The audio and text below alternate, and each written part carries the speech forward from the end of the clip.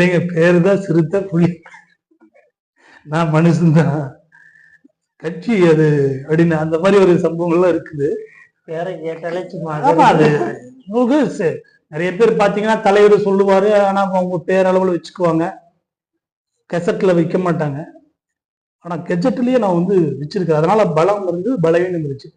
அதே ஹைகோர்ட்ல எனக்கு தண்டனை கொடுத்ததுக்கு காரணம் உயர் நீதிமன்ற நீதிபதி வந்து நாகமுத்து எனக்கு கொடுத்தாரு. அவரு என்ன பேருக்காகவே கொடுத்தாரு. சிறுத்தை வெல்லும்னா இவன் செஞ்சிருப்பான். ஆனா பெரும்பாலும் இங்க மாவட்டத்துல எல்லாத்தையும் தெரியும், நான் வந்து எக்காரணத்தை கொண்டு தவறான விஷயங்களுக்கு போக மாட்டேன். உண்மையா பாதிக்கப்பட்டா அதை விடவும் மாட்டேன். மூர்க்கமான போராட்டங்கள் பண்ணதுனாலதான் எனக்கு வந்து தண்டனை, எனக்கு வந்து வழக்குகள் வந்துச்சு. யாருக்கு தவறான விஷயங்களுக்கு, தவறான இத்தனை ஆண்டுகள் இந்த மாவட்டத்தில் நான் பயணிக்கிறேன், எந்த இடத்துலையும் வந்து யாரும் வந்து என்னை வந்து தவறான விஷயம் சொல்ல முடிய வாய்ப்பு அரசியல்ல ஆரம்ப காலகட்டத்துல இருந்து கஷ்டப்பட்ட காலத்துல இருந்தப்பவும் இப்போ அரசியல் ரீதியா வளர்ந்த காலத்திலையும் இந்த உள்ளூர்ல, அதாவது வெளியில உங்க ஊர்ல அன்றைய காலகட்டத்துல எல்லாம் பேசாம ஒதுங்கி இருந்திருப்பாங்க, உங்களை நிறைய குறைகள் சொல்லி இருந்திருப்பாங்க. இப்ப எப்படி பாக்குறாங்க? அதாவது அப்போ நான் சொன்ன அந்த காலகட்டம் பண்ண ஒரு 2008 வந்து என் குழந்தைகளுக்கெல்லாம் காது குத்தருக்கு நான் தலைவர்கிட்ட கேட்டேன், தேதி கேட்டேன். இதே என்னோட ஊர்ல தான் நடந்திருக்கு. கேட்டேன், தலைவர் கொடுத்துட்டார், தேதி கொடுத்துட்டாரு.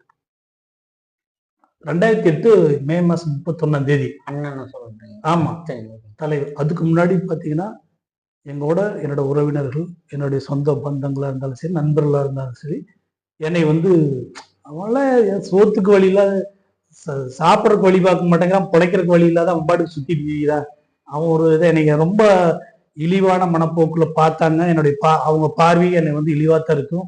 அவங்கெல்லாம் என்னை வந்து ஒரு பொருட்டாவே நினைச்சுக்க மாட்டாங்க, என்னை மதிக்க யாரும் ஒரு இது பண்ண மாட்டாங்க, பொருட்டாவும் எடுத்துக்க மாட்டாங்க என்னைய. ஆனால் 2008 நான் தலைவர்கிட்ட தேதி கேட்டு என் குழந்தைகளுக்கு வந்து 3 பேர்த்துக்கு காது குத்துறதுக்கு தேதி கேட்டு நான் இங்க தலைவர் வந்து காது குத்தி என்னுடைய வீட்டுக்கு வந்துட்டு போனார்.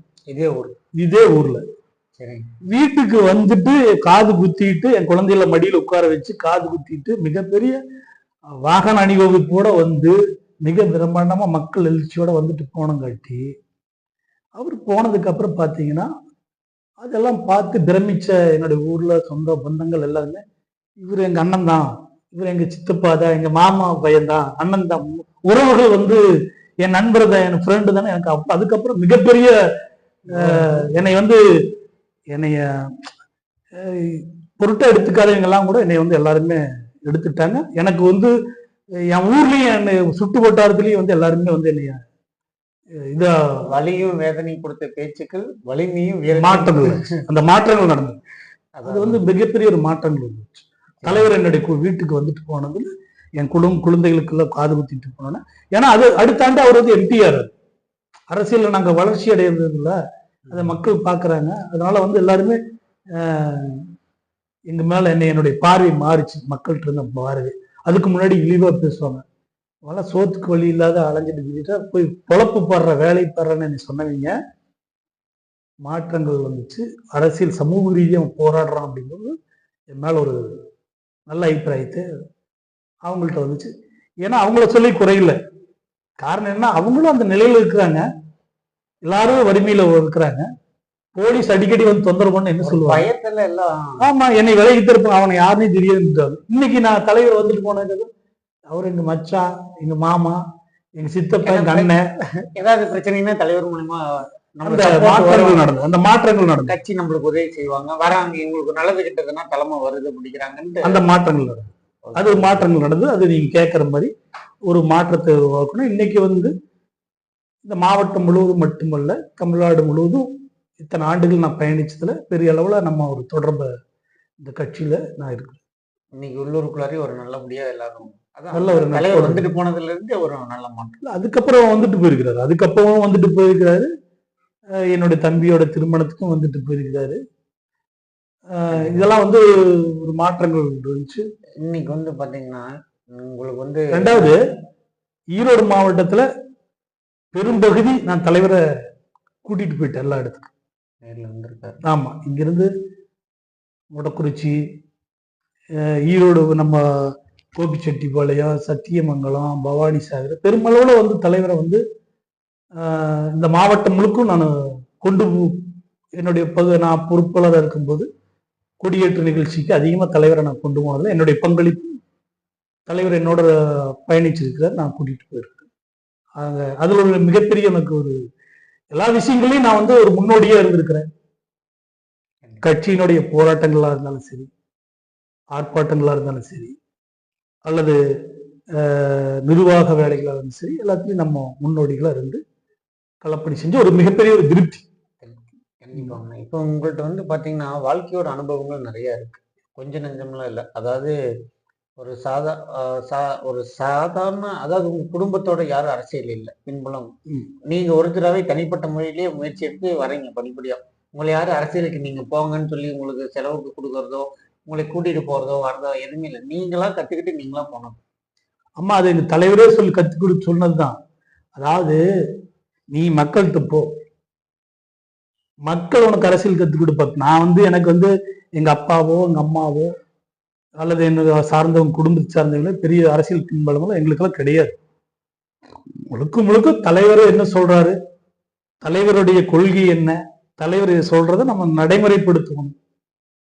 மக்கள்கிட்ட போய் நீ வேலை செஞ்சினாவே உனக்கு அரசியல் நீ கத்துக்க முடியும். அந்த அடிப்படையில தான் நான் வந்து தலைவர் சொல்ற பாதையில தான் நான் பயணிச்சு போயிட்டு இருக்கிறோம். அது மக்கள்கிட்ட வந்து நிறைய நான் கத்துக்கிட்டேன். கண்டிப்பா இன்னைக்கு நீங்க தனிப்பட்ட முறையில இவ்வளோ கடுமையான கஷ்டங்கள்லாம் பட்டு அரசியல்ல வந்து இன்னைக்கு மிகப்பெரிய இடத்துல வந்து பாத்தீங்கன்னா எல்லாத்துக்கும் தெரியிற அளவுக்கு வந்துட்டு இருக்கீங்க. இன்னைக்கு இருக்கக்கூடிய இளைஞர்களுக்கும் இளம் வயதுல இருக்கிற பெண்களுக்கும் அரசியல் தெரியணும்னு நினைக்கிறீங்களா, அரசியல் தேவையில்லைன்னு நினைக்கிறீங்களா? நிச்சயமா வந்து எல்லாரும் அரசியலை வந்து தெரிஞ்சுக்கணும். அரசியல் இருக்கணும். இன்னைக்கு அரசியல் இல்லாமலாம் எதுவுமே இல்லை. அரசியல்ங்கிறது நம்முடைய வாழ்க்கையில எல்லாம் அன்றாடம் நடக்கக்கூடியது.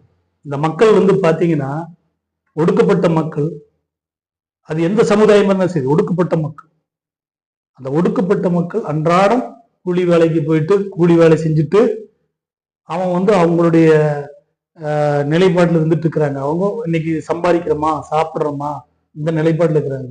ஆனா அரசியல நம்ம வெறும் ஓட்டு போடுற இயந்திரமா இருக்கக்கூடாது.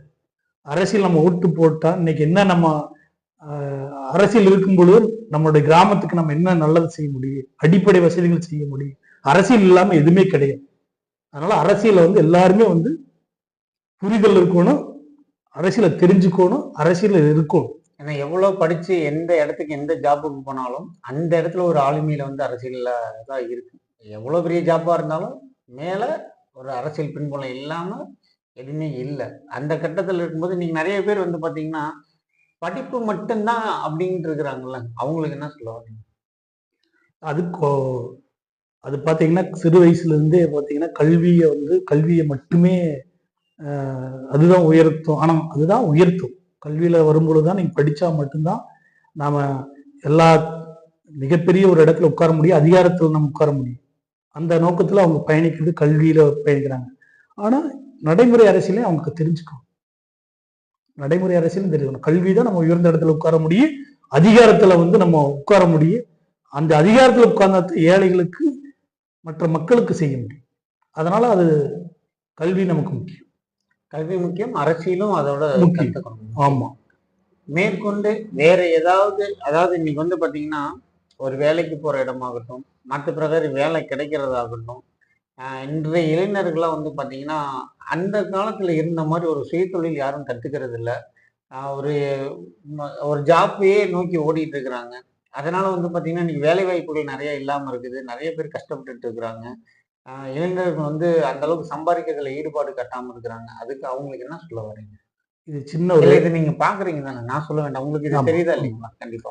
ஒரு சின்ன அதுக்கு ஒரு எடுத்துக்காட்டு இன்னொன்னு சொல்லிடுறேன். இப்ப நீங்களா ஒரு 5 வயசு 6 வயசா இருக்கும் போதெல்லாம் கூட ஏதாச்சும் வேலைன்னா உங்க அப்பா வந்து ஒரு 10 வயசா இருந்தாலும் சரி உங்களை தாட்டி இருந்திருப்பாரு. நீங்க போயிட்டு ஏதாவது ஒரு வருமானத்தோட வருவீங்க சின்ன வயசுல. இப்ப நானும் கூட 7 வயசுல இருந்து எங்க அப்பா கூட வந்து நான் இது பண்ணிட்டு இருந்தேன். ஒரு 7 வயசுல இருந்து எங்க அப்பா எனக்கு சொந்த தொழில கத்துக் கொடுத்தாரு. இன்னைக்கு வந்து எந்த தொழில் எழுதினாலும் அந்த தொழில் இருக்குதுன்னு நம்மளுக்கு தன்னம்பிக்கையோட இருக்கிறோம். ஆனா இன்னைக்கு இருக்கிற 20 வயசு இளைஞர்கள் கூட பாத்தீங்கன்னா அந்த செல்போனையே வச்சுக்கிட்டு கேம் விளையாண்டுக்கிட்டு ஒரு குழந்தை தன்மையாவே இருக்காங்க. பட் ஆனா பொருளாதாரத்துல அவங்க குடும்பம்லாம் நிறைய சிரமத்துல இருக்காங்க. பேரண்ட்ஸ் எல்லாம் கஷ்டப்பட்டுட்டு இருக்கிறது தெரிஞ்சாலும் கூட பட் ஆனா அது ஒரு என்ன சொல்றது, ஒரு ஆர்வம் இல்லாத ஒரு மாதிரி இருக்காங்க. அவங்களுக்குலாம் என்ன சொல்ல வரீங்க? அதாவது இன்னைக்கு வந்து தொழில் வந்து கல்வி, தொழில் முக்கியமான ஒரு இது. நம்ம க தொழில்ல வந்து கட்டுக்கிறது, தொழிற்சாலை உருவாகிறது, அதுல ஒரு முதலாளியாகிறதுங்கிறது, நாம் வந்து இன்றைக்கு பார்த்தீங்கன்னா, வட மாநிலத்தில இருந்து எல்லாமே அந்த அரசனுடைய ஆட்சி சரியில்லாத காரணத்தினால தான் வட மாநிலங்களில் லட்சக்கணக்கான இளைஞர்கள் வந்து தமிழ்நாட்டுல வந்து தொழிலுக்காக வந்திருக்கிறார். நம்முடைய இளைஞர்கள்லாம் பார்த்தீங்கன்னா, பெரும்பாலும் இப்ப கல்வியை சார்ந்து போயிட்டு இருக்கிறாங்க. ஆனா கல்வியை சார்ந்து பெற்றவர்கள் வந்து அ அ படிக்க வச்சு அவன ஆளாக்கணும்னு நினைக்கிறாங்க. எல்லாத்துக்கும் வேலை வாய்ப்புகள் வந்து இன்னைக்கு கிடைக்கிறதில்ல. ஆனா சுயதொழிலுங்கிறது வந்து முக்கியம். நம்ம அரசாங்க வேலையே கிடைக்கணும் அப்படின்ட்டு நம்ம வந்து முயற்சி எடுக்கிறத விட, நம்ம சுயதொழில வந்து நம்ம கத்துக்கணும். சொந்தமா தொழில் செய்யணுங்கிற முனைப்பு இந்த இளைஞர்கிட்ட வரணும். அது வரணும். பார்த்தீங்கன்னா, ஒண்ணு சின்ன ஒரு விஷயத்த இந்த இடத்துல சொல்றேன். அரசு தரப்புல பார்த்தீங்கன்னா, நான் ஒரு தலித் மக்களுக்காக ஆதி திராவிட நலத்துறை சார்பா தாட்கோ மூலமா நம்ம பெருந்துறை சிப்காட்ல வந்து ஒரு 150 ஏக்கர்ல 200 கட்டடங்கள் கட்டிக்கிறாங்க. எப்பா 96ல கட்டிக்கிறாங்க. இன்னைக்கு 28 ஆண்டுகள் கட்டடம் கட்டி 28 ஆண்டுகள் ஆச்சு. அந்த கட்டடங்கள்லாம் பாழடைஞ்சு எல்லாம் முள் புதரா இருக்கு. ரொம்ப சிதைஞ்சு கிடக்கு எல்லாம் கட்டடம். 200 ஏக்கரா வாங்கி அப்போதைய முதலமைச்சர் கலைஞர் அவர்கள் கட்டடத்தை கட்டி இந்த மக்கள் எல்லாம் தலித் மக்கள் எல்லாம் சொந்த சுயதொழில் செய்யணும், முதலாளி ஆகணுங்கிற திட்டத்துல பண்ணுது. அதே போல திருப்பூர்ல வந்து முதலைப்பாளையம் சிக்கோல வந்து அதே மாதிரி தான் ஒரு 100 கட்டடங்கள் வந்து கட்டியிருக்கு. இந்த 2 கட்டடங்களும் பார்த்தீங்கன்னா 300 கட்டடங்கள் வந்து பாழடைஞ்சு கேப்பாரட்டு கிடக்கு. நீங்க சொன்னீங்களே இப்ப அரசியல் முக்கியம்னா இந்த இத்தனை கட்சிகள் இருந்துச்சு. யாரும் இதுக்காக போராடல. விடுதலை சிறுத்தைகள் கட்சி நான் தொடர்ச்சியா நாங்க விடுதலை சிறுத்தை கட்சி போராட்டம் கோரிக்கைகள் வச்சுட்டு தான் இருக்கோம். இப்ப எங்களுடைய எம்எல்ஏ அண்ணன் சிந்தனை செல்வன் அவர்கள் இந்த சட்டசபை மதிப்பீட்டு குழுல வந்திருந்தாங்க. கடந்த தேர்தலுக்கு முன்னாடி மார்ச் மாதம் வந்திருந்தாங்க. இந்த இடத்தையெல்லாம் அவர் போய் பார்வையிட்டார். பார்வையிட்டு பார்க்கும்போது அந்த கட்டிடங்கள் பாழடைந்ததை பார்த்துட்டு அந்த ஈரோடு மாவட்ட ஆட்சியர் அலுவலகத்தில் அனைத்து அதிகாரிகள் கடுமையா வந்து பேசினார். எத்தனை தொழிலதிபர்கள் உருவாக்கிருக்கலாம்? 28 ஆண்டுகளா தலித் மக்களா இருக்கக்கூடிய அல்லது ஒடுக்கப்பட்ட மக்கள் இவங்கெல்லாம் வந்து எத்தனையோ தொழிலதிபர்கள் உருவாக்கிடலாம். இங்க 300 தொழில் கூடங்கள் 300 ஒரு 5 வருஷத்துக்கு ஒருத்தனுக்கு விட்டா கூட இன்னைக்கு எத்தனை ஆயிரம் பேர் உருவாயிருக்கலாம் முதலாளியா. ஆனா கிடப்புல போட்டு அப்படியே வச்சுட்டு அந்த அதிமுக ஆட்சி காலத்திலையும் சரி, திமுக ஆட்சி காலத்திலையும் சரி அப்படியே கிடப்பிடுச்சு. சட்டமன்றத்துல அண்ணன் எங்களுடைய பொதுச் செயலாளர் அண்ணன் சிந்தனை செல்வன் அவர்கள் குரல் கொடுத்ததுக்கு அப்புறம் மாண்புமிகு முதலமைச்சர் இப்போ தளபதி மு.க. ஸ்டாலின் அவர்கள் 50 கோடி ரூபாய ஒதுக்கி இருக்கிறார். அதை தூய்மைப்படுத்தி அதை வந்து மறுசீரமைப்பு பண்ண சொல்லி திருப்பூர்ல 100 கட்டடமும் முதலைப்பாளையத்தில் 100 கட்டடமும் இங்க ஈரோட்ல வந்து பெருந்துறையில வந்து சிப்காட்ல இருக்கிற 200 கட்டடத்தையும் பண்ண சொல்லி 50 கோடி ரூபாய் ஒதுக்கி இருக்கு. நீங்க கேட்டீங்க பாத்தீங்களா, கல்வியும் முக்கியம், நமக்கு வந்து தொழிலும் முக்கியம், அரசியல் முக்கியம், மிக மிக முக்கியம். நாம இருந்தங்காட்டி தான் எங்களுடைய அரசியல் இருந்தங்காட்டி தான் அரசியல்ல நம்ம ஒரு அதிகாரத்துல இருந்தங்காட்டி. அதுதான் நான் என்னன்னு கேட்டீங்கன்னா, இன்னைக்கு இருக்கிற நிறைய பேர்த்த நம்ம பாக்குறோம். படிப்பு, அதாவது அவங்க அப்பா அம்மா படிக்க வச்சிடறாங்க. ஒரு டிகிரி முடிக்கிறதுங்கிறது வந்து பாத்தீங்கன்னா அதுவே மிகப்பெரிய சாதனையா நினைச்சுக்கிறாங்க பசங்க. அது கிடையாது. அது சாதனையே இல்லை. நீ டிகிரி முடிக்கிறது சாதனை இல்லை. நீ முடிச்சுட்டு சம்பாரிச்சு எப்படி குடும்பத்தை காப்பாத்துறதுங்கிறதான் ஒரு சாதனை. ஆனா அது அந்த குழந்தை ஏன்னா நம்ம கஷ்டப்படுறோம், நம்ம பையன் நல்லா இருக்கணும், நம்ம கஷ்டப்படுறோம், நம்ம பொண்ணு நல்லா இருக்கணும், இப்படியே அந்த பேரண்ட்ஸ் வந்து அவங்களை கஷ்டமே படுத்தாம புக் எடுத்து வச்சுக்கிட்டாங்கன்னா போதும். படிக்கிறாங்களா படிக்கலையா மற்றதெல்லாம் அவங்க பாஸ் பண்ணிடுறாங்க, படிக்கிறாங்க. சரி படிக்கட்டும், நம்ம தான் கஷ்டப்பட்டுட்டு அவங்க நல்லா இருக்குதுங்க. பட் அந்த குழந்தைங்க பெற்றோர்களோட கஷ்டத்தை பத்தி துளியும் கூட கவலையே இல்லாம ஒரு 20 வயசானாலும் 22 வயசானாலும் அவங்க அதாவது 7-8 வயசுலயே நம்ம வந்து ஒரு வேலையெல்லாம் செஞ்சு பெற்றோர்களுக்கு உதவிகரமா இருந்தோம். ஆனா இன்னைக்கு இருக்கிற குழந்தைங்கள 20 வயசானாலும் இவங்கள்ட்ட இருந்தே ஆனா அவங்களுக்கு பல கடன் பிரச்சனைகள் இருக்குது, குடும்ப பிரச்சனைகள் இருக்கு, மருத்துவ செலவுகள் நிறைய இருக்கும். அது குழந்தைகள் பெரும்பாலும் அதை வந்து அது பேரண்ட்ஸுக்கு மேல குறை சொல்றதா, பாசத்துல அவங்க கண்ணை கட்டி வச்சிருக்கிறாங்களான்னு தெரியாம அரசியலும் கத்துக் கொடுக்கறது இல்ல, தொழிலும் கத்துக் கொடுக்கறது இல்ல, படிச்சுட்டா வேலைக்கு போகணுங்கிறது சொல்லி கொடுக்கறது. இல்லை, இதுக்காகத்தான் எங்க தலைவர் வந்து ஊர்தோறும் ஒவ்வொரு பக்கம் படிப்பகம் புரட்சியாளர் அம்பேத்கர் திருமா பயிலங்க வைக்க சொல்றாரு. ஏன்னா இதுல நாங்க வந்து டிஎன்பிசி கோச்சிங் கொடுப்போம், கல்வி சார்ந்து வேலை வாய்ப்பு சார்ந்து. அதுக்காகத்தான் வந்து எல்லா கிராமத்திலையும் எல்லா இடத்துலையும் தலைவர் வந்து படிப்பகத்தை வைக்க சொல்றாரு. இதனால வந்து ஒவ்வொரு கிராமத்திலையும் படிப்பகம் இருந்துச்சுன்னா அவங்க வந்து வேலை வாய்ப்பை உருவாக்குறதுக்கு இதுக்கெல்லாம் சொல்லித்தர்றதுக்கு இது வந்து ஒரு ஒரு கல்வி சார்ந்து வேலை வாய்ப்பு சார்ந்து இருக்கும். இதுக்கு தான் தலைவர் அவர்கள் சொல்லியிருக்காரு. கண்டிப்பா அண்ணா வந்து முயற்சி எடுக்கிறாரு. அதாவது தொழிலையும் நீங்க மேல வரணும், அரசியல் மட்டும் இல்ல தொழில வாங்க. கண்டிப்பா தொழில நீங்க வந்து பொருளாதாரத்துல நல்ல முறையா வந்துட்டாலே நீங்க எல்லாத்தையுமே சாதிக்கலாம். இப்போ இன்னைக்கு வந்து நசுக்கப்படுறதுன்னா எதுலைங்க சொல்றீங்க? பொருளாதாரம் தான். நீங்க பொருளாதாரத்துல மேம்பட்டு இருந்தா அப்படின்னா நம்ம என்ன வேணாலும் பண்ணலாம் நிச்சயமா. ஆனா அந்த பொருளாதாரத்தை மேம்படுத்துறதுக்கு தான் ஒரு நல்ல ஒரு கட்டமைப்பு வேணும், அதுக்கான ஒரு ஆர்கனைசேஷன், ஒரு நல்ல தலைவர்கள் வேணும். ஏன்னா இன்னைக்கு தெரியும், இன்னைக்கு ஒருத்தர் டீ கடை வச்சு நடத்திட்டு இருக்கிறாங்கன்னா திடீர்னு ஒரு பேக்கரி வரும். ஆனா அந்த டீ கடைக்காரங்களுக்குன்னு ஒரு குடும்பம் இருக்கும். அவங்களும் குடும்பத்துல குழந்தைங்களை படிக்க வச்சுட்டு இருப்பாங்க, பெற்றோர்களை மருத்துவ செலவு பார்த்துட்டு இருப்பாங்க, அவங்களோட தேவைகளுக்காக கடனை வாங்கி வச்சிருப்பாங்க. இதை கட்டுறதுக்கு அந்த கடை தான் அவங்களுக்கு ஒரு வாழ்வாதாரமே. பட் அங்க அதுவும் நசுக்கப்படுது. நிச்சயம். சரிங்களா? இந்த மாதிரி இருக்கக்கூடியதுல வந்து பாத்தீங்கன்னா ஒரு பேக்கரிக்கே எல்லாருமே ஒரு படையெடுத்து போகும்போது, ஏன்னா பொருளாதாரம் இருக்கிறவங்க பெருசா வைக்கிறாங்க, இல்லாதவங்க சின்ன டிக்கெட் தான் வச்சிருப்பாங்க. அப்படிங்கும்போது அவங்களுக்குன்னு அந்த அவங்க பேரண்ட்ஸ் ஓகே, பெற்றோர்கள் வந்து அதை பார்த்து ஓரளவுக்கு பசங்களை படிக்க கொண்டாட்டாங்கன்னா அடுத்த கட்டத்துக்கு பசங்க ரெடி ஆகணும். ஒரு லோனை வாங்கணும், படிச்சதுக்கு நீ வேலைக்கு போறியா, சம்பளம் கட்டுப்படி ஆகலையா, கவர்மெண்ட் ஜாப் கிடைக்கலையா, தொழில் பண்ணனீங்கன்னா இதை நீ டாப்ல வந்துடலாம். உங்களுக்கு லோன் கொடுக்கறதுக்கு அரசாங்கம் தயாராக தான் இருக்கிறாங்க. அதை வாங்க தெரிய மாட்டேங்குது, அது எப்படி பண்றதுன்னு தெரிய மாட்டேங்குது. சரிங்களாங்கண்ணா? இந்த மாதிரி இதுங்களுக்கெல்லாம் கொஞ்சம் முயற்சி எடுத்து நீங்க கொஞ்சம் அந்த மாணவர்களை எல்லாம் இது பண்ணி விட்டீங்கன்னா அவங்களோட வாழ்வாதாரமும் நல்லா இருக்கும். இது நீங்க ஏற்கனவே கேட்ட கேள்விக்கு நான் சொல்லிட்டேன். அது வந்து ஒவ்வொரு கிராமங்கள்லையும் வந்து ஒவ்வொரு பகுதியிலையும் வந்து ஒவ்வொரு கிராமங்கள்லையும் வந்து இப்போ அம்பேத்கரை வந்து தெரிஞ்சிட்டாவே நீங்க எல்லா விஷயத்திலையும் நம்ம சட்டம் அம்பேத்கரை தெரிஞ்சிட்டாவே நம்ம எல்லாமே தெரியும். அதுல என்னன்னா இந்த விஷயத்த நான் சொல்றேன், ஈரோடு, திருப்பூர், கோவை, நீலகிரியில எந்த இடத்துலையும் அம்பேத்கர் சிலையே இல்லை. அம்பேத்கரை வந்து தெரிஞ்சுக்க கூடாதுன்னு கடந்த காலங்களில் வந்து கவனமா பயணிச்சுக்கிறாங்க. அது ரெண்டு கட்சியுமே சொல்லலாம். இந்த மாவட்டத்தை பொறுத்தவரை மேற்கு மாவட்டத்தை பொறுத்து. ஆனா வட மாவட்டங்கள்லாம் பாத்தீங்கன்னா எல்லா பக்கம் அம்பேத்கர் சிலை இருக்கு. தென் மாவட்டங்கள் ஓரளவுக்கு வச்சிருப்பாங்க. ஏன் அம்பேத்கரை தெரிஞ்சுட்டா நீ வந்து நீங்க எல்லா கேள்வி கேட்டதுக்கு இதுக்கு பதில் இருக்கு. அப்போ நாங்க வந்து 20 ஆண்டுகளுக்கு மேல தொடர்ச்சியா நான் போராட்டம் பண்ணோம், அம்பேத்கர் சிலை வேணும். ஏன்னா அம்பேத்கர் சிலை வச்சா இவர் யாரு, இவர் என்ன அப்படிங்கிறத புரிஞ்சுக்குவான், அப்ப தெரிஞ்சுக்குவான். அம்பேத்கருங்கிறது இந்திய அரசியலமைப்பு சட்டத்தை எழுதினவர்.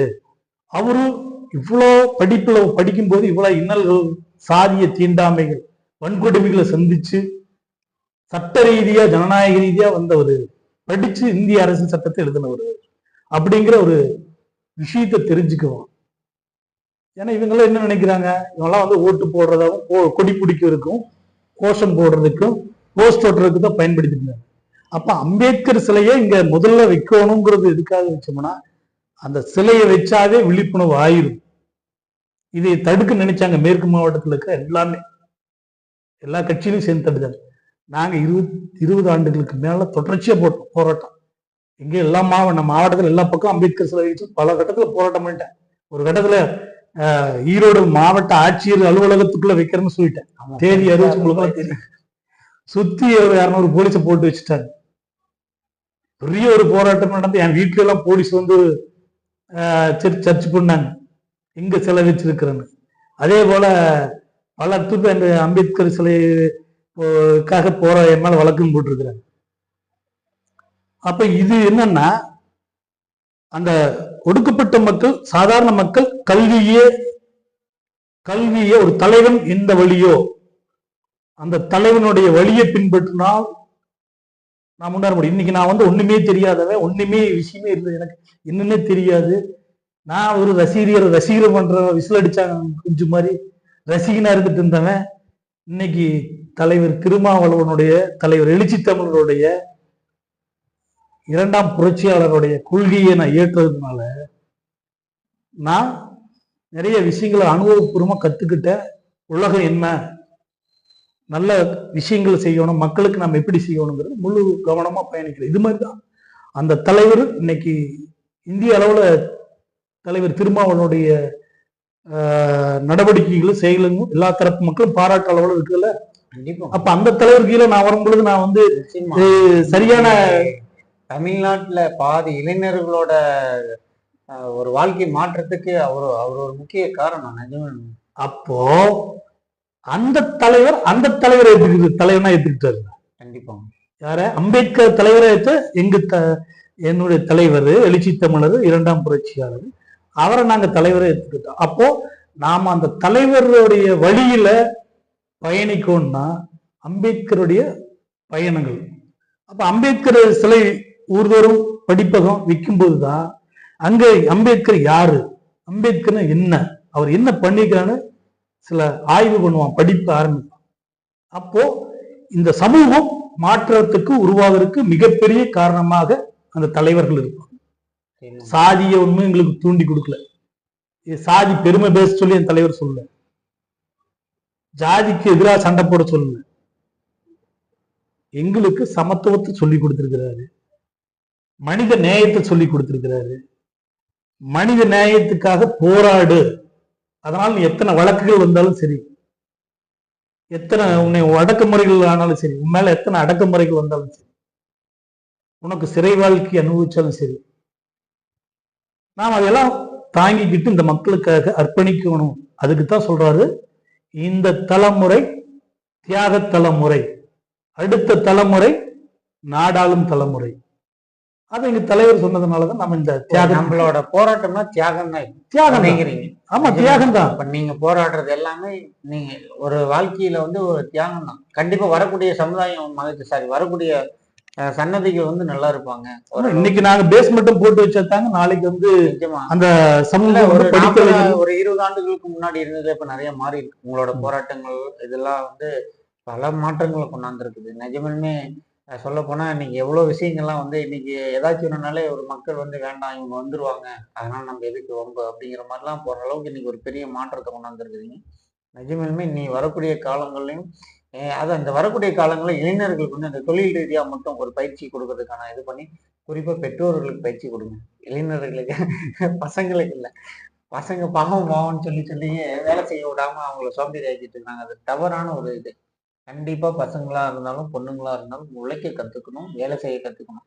அது படிச்சுட்டு எப்படி வேணாலும் வரலாம். ஆனா இன்னைக்கு வந்து அது கொஞ்சம் தலையிலா போயிட்டு இருக்குது. அதனாலே இன்னைக்கு வறுமைகளும் கடன்களும் அதிகமாயிட்டு.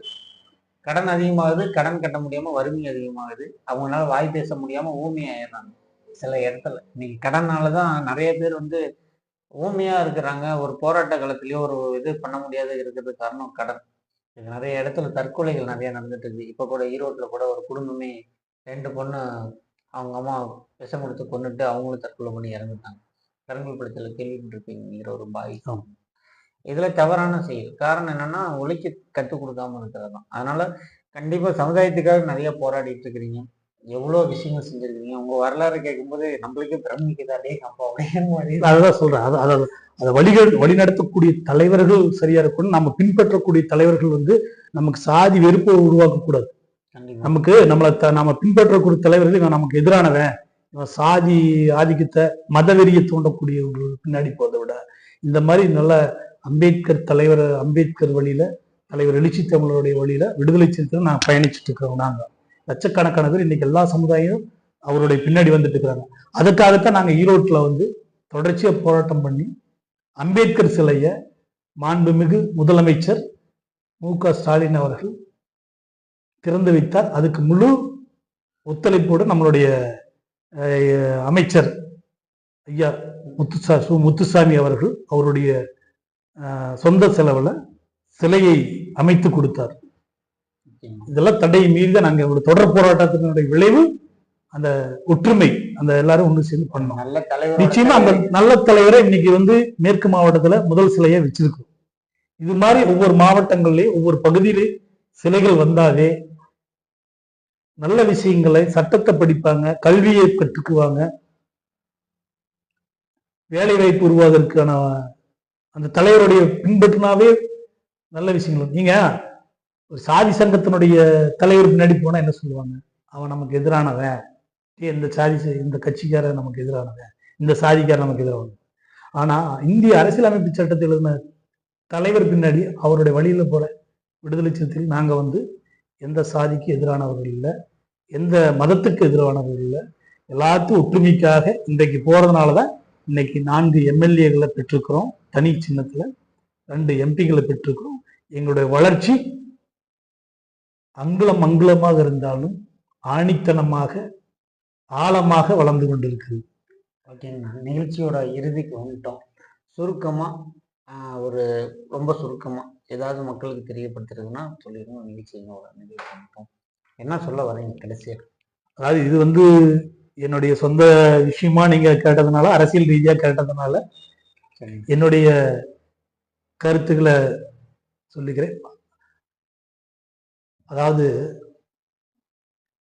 நாம் வந்து அரசியல் வந்து சில தலைவர்கள் வந்து அரசியல் சாக்கடை, அரசியல் வந்து சரியில்லை அப்படின்னு நம்ம விலகி இருக்கிறத விட அரசியலை வந்து முழுமையா நாம் வந்து ஆய்வு பண்ணி தெரிஞ்சுக்கணும். அதுல நல்ல தலைவர்கள் யாரு, நல்ல தலைவர்கள் பின்னாடி போனா மக்களுக்கு மனித நேயத்தோட நல்ல வேலைகள் உதவி செய்ய முடியும்.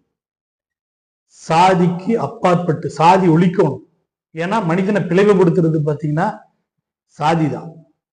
அதே போல மத உணர்வுங்கிறது அவங்களுடைய வழிபாடுங்கிறது அவங்கவுங்க உரிமை. இன்றைக்கு மத வெறுப்பு வந்து சங் பரிவார் அமைப்புகளும், பிஜேபி அமைப்புகளும், பிஜேபி கட்சியும், சங் பரிவார் கும்பலும் மக்களை பிளவுபடுத்த துடித்துக் கொண்டிருக்கிறார்கள். இதையெல்லாம் ஒற்றை கருத்தாக நாம் மனித நேயத்தோடு பயணிக்க வேண்டும். நாம் நல்ல தலைவர்களை தேர்ந்தெடுக்க வேண்டும். அந்த வழியில இன்றைக்கு விடுதலை சிறுத்தைகள் கட்சியினுடைய தலைவர், 2ஆம் புரட்சியாளர், இளம் பெரியார், உலக தமிழின தலைவர், முனைவர், அறிவர், எழுச்சி தமிழர் அவர்கள், நீங்களெல்லாம் இந்த இந்திய அளவில் இன்னைக்கு அவரை கவனிச்சு கொண்டிருக்கிறார்கள். எந்த இடத்திலும் சாதி பெருமை பேசாம மனித நேயத்துக்காக குரல் கொடுக்கிற தலைவரா இருக்கிறார். இந்திய அளவிலே மனித நேயத்துக்காகவும் தமிழ்நாட்டிலே தமிழர் உரிமைக்காகவும் போராடக்கூடிய ஒரு தலைவராக இன்றைக்கு அவர் தன்னுடைய வாழ்க்கையை கூட திருமணம் செய்து கொள்ளாமல், தனக்கான வாழ்க்கையை கூட திருமணம் செய்து கொள்ளாம இரவு பகலாக மக்களுக்கான பணிகளை செஞ்சு கொண்டிருக்கிறார். அவர் தூங்குவதே பாத்தீங்கன்னா 2 மணிக்கு 3 மணிக்கு தூங்குவார், காலைல மறுபடியும் 5 மணிக்கு 6 மணிக்கு எந்திரிச்சிருவாரு. அவரை சுத்தி எந்த நேரம் அவரை பார்க்கறதுக்கு மக்கள் போயிட்டு இருப்பாங்க. சகிப்புத்தன்மையோடு அவருடைய சுகபோக போகங்களை தூர வச்சுட்டு மக்களுக்காக உழைச்சு கொண்டிருக்கிறார். ஆகவே அந்த கட்சியில இன்றைக்கு நாங்கள்லாம் பயணித்து கொண்டிருக்கின்றோம்.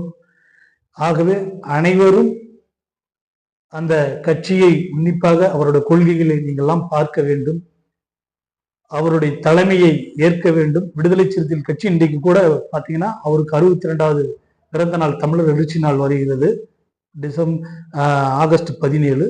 பெரியார் பிறந்த நாள் செப்டம்பர் 17 வருகிறது. பெரியார் பிறந்த நாள்ல வந்து பாத்தீங்கன்னா மது போதை ஒழிப்பு மாநாடு நடத்துகிறார். வெல்லும் ஜனநாயக மாநாடு நாங்கள் திருச்சியில கடந்த ஆண்டு நடத்தி லட்சக்கணக்கான மக்கள் வந்தாங்க. அது வந்து மத வெறுப்புக்கு எதிராக நடத்தணும். அதே போல இது மது போதை எதிர்ப்பு மாநாடுன்னு அறிவிச்சிருக்கிறார் தலைவர். ஒரு தலைவர் வந்து பாத்தீங்கன்னா தெளிவான சிந்தனையில அந்த மகளிர் மட்டுமே கலந்துக்கிற ஒரு வரலாற்று மாநாடா இது அமையும். கள்ளக்குறிச்சியில அறிவிச்சிருக்கிறார். இது 67 பேர் இறந்திருக்கிறார். மதுவே சுத்தமா வேண்டாங்கிறாரு, மதுவே இந்திய அளவுல ஒழிக்கணும் அப்படிங்கிறாரு. அந்த மாநாடு மது போதைங்கிறது வந்து எல்லா விதமான போதைக்கு இன்னைக்கு எங்களை போல இருக்கிறவங்கெல்லாம் போதைக்கு அடிமையாகாம தலைவருடைய பின்பற்றுவது ஒரு நல்ல தலைவன் பின்னால சென்றதுனால நாங்கெல்லாம் மனித நேயத்தோட போராடி கொண்டிருக்கின்றோம். நீங்களும் அந்த மாதிரி ஒரு தலைவர்களை தேர்ந்தெடுக்க வேண்டும். சாதிக்கு அப்பாற்பட்டு, மதத்துக்கு அப்பாற்பட்டு நல்ல தலைவர்களாக மனித நேயத்தோடு நாம் வாழ கற்றுக்க வேண்டும். வாழ்வது கொஞ்ச நாள், அதில் நல்ல பெயரை நல்ல மக்களுக்கு சேவை செய்ய வேண்டும் என்று கேட்டுக்கொண்டு என்னை நேர்காணல் எடுத்த பாரத் எக்ஸ்பிரஸ் சேனலுக்கும் தங்களுக்கும் நன்றியை தெரிவித்துக் கொள்கிறேன். நம்முடன் இவ்வளவு நேரம் அதாவது விடுதலை சிறுத்தை கட்சியின் திருப்பூர் ஈரோடு மண்டல பொறுப்பாளர் திரு சிறுத்தைவல்லவன் அவர்கள் தன்னுடைய வாழ்க்கை வரலாறும் அரசியல் வரலாறும் தெளிவாக எடுத்து கூறி அனைத்து இளைஞர்களுக்கும் ஒரு எழுச்சியையும் ஒரு நல்ல ஒரு வழிகாட்டுதலையும் உருவாக்கி கொடுத்த அண்ணன் அண்ணன் சிறுத்தைவல்லவன் அவர்களுக்கு மனமார்ந்த நன்றிகளையும் வாழ்த்துக்களையும் தெரிவித்துக் கொள்கிறோம். நன்றி, வணக்கம். நன்றி.